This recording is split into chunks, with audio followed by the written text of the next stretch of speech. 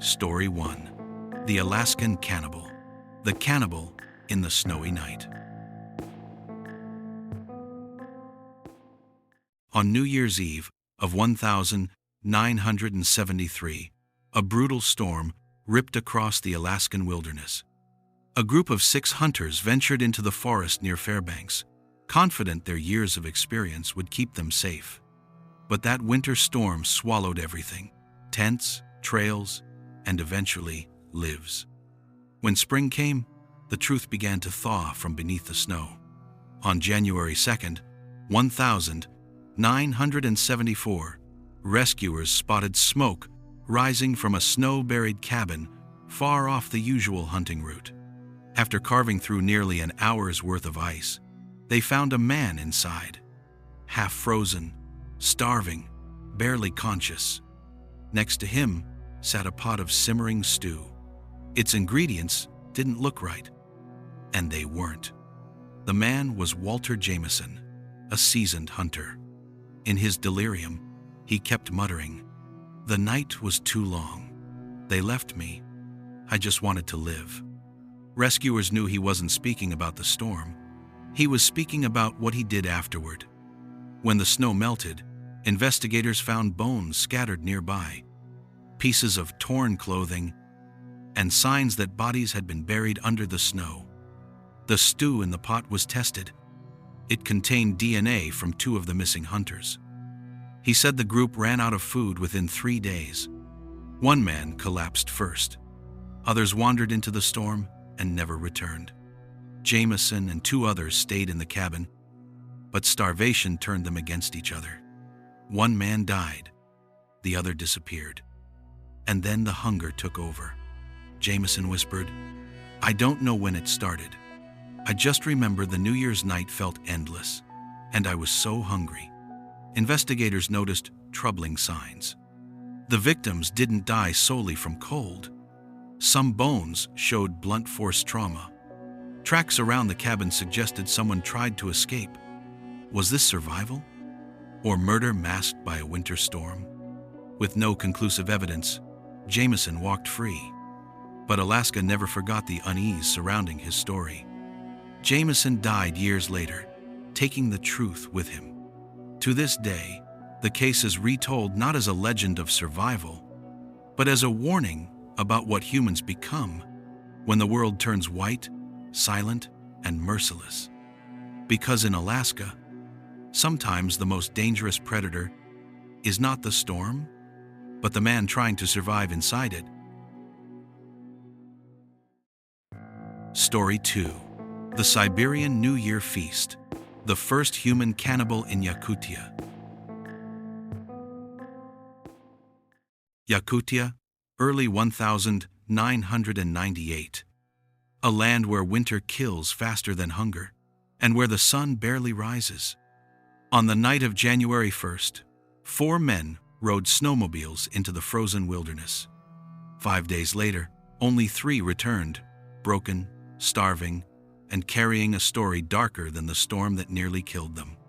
The 4 friends, Mikhail, Sergei, Anton, and Pavel, were experienced hunters. What should have been a short New Year outing turned deadly when a violent blizzard swept in. The group's snowmobile overturned, forcing them to set up a makeshift shelter. Days passed with no food, fading fire, and freezing temperatures. Rescuers found the 3 survivors huddled inside a crude shelter, their faces pale with fear and starvation.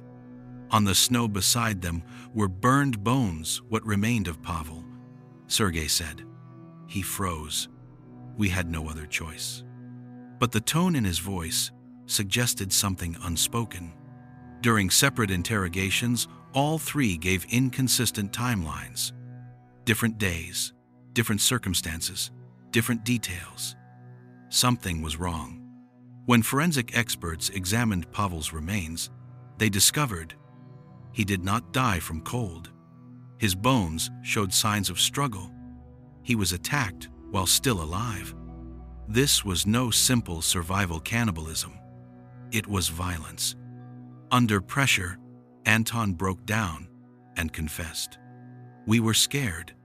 Pavel wanted to leave. We thought we would all die. The confession suggested that fear, not the storm, killed Pavel. The others insisted it was survival. But the evidence told another story.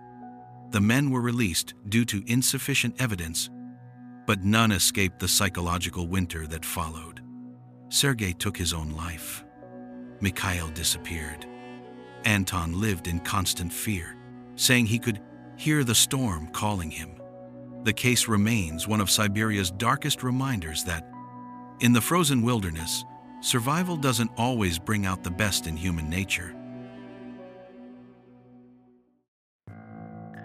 Story 3. Anderson Ferreira, Red New Year's Dinner in Brazil. Pará, Brazil, January 2002. Deep in the Amazon rainforest, the Da Silva family gathered inside a wooden house for a New Year's celebration. Music, laughter, and the smell of cooking filled the humid night. But in the Amazon, where shadows hide beneath the canopy, peace is never guaranteed.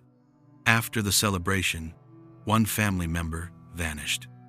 5 days later, police uncovered a pot of human bones in a shack behind the house. The new year had begun with a ritual of blood. On December 31st, the family celebrated as usual. Rafael, 24, left the table around 11 p.m., saying he needed some air. No one worried. He knew the area, but he never returned. The next morning, his absence became frighteningly real. On the third day of searching, Rafael's grandmother mentioned a heavy, unfamiliar smell coming from the old storage shack. When the family opened the door, the odor became stronger, thick, metallic, wrong. Police were called immediately. Inside the shack, officers found a large pressure cooker on a charcoal stove.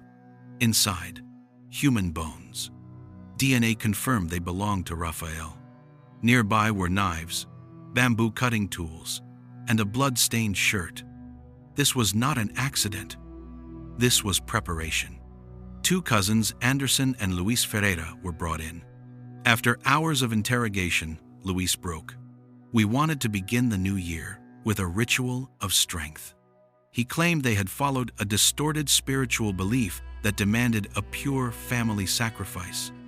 According to him, Rafael was struck during an argument and then killed during a frenzied ritual. His body was cooked to release the soul. Whether true or not, the confession chilled the investigators. Police doubted the ritual explanation. The scene suggested planning. Tools prepared. Fire lit beforehand. No signs of external influence. It looked less like spirituality and more like a deliberate act masked by superstition. Anderson and Luis were convicted, but the story spread through Brazil with terrifying speed, each retelling more disturbing than the last. To this day, locals avoid the abandoned house, claiming to smell stew in the air every New Year and hear the faint sound of a pot being stirred. What truly happened that night? Only the jungle remembers. A new year began with celebration and ended with a pot no one dared to open. 3 stories, 3 moments where survival, fear, and the darkest part of human nature collide. They remind us that even the most sacred time of the year can open a door to instincts we never want to face. If the one inside you is an angel or a sleeping demon, tell me in the comments below. Don't forget to like and subscribe so you won't miss the next dark case. This is Dark File, where the darkest secrets are brought into the light.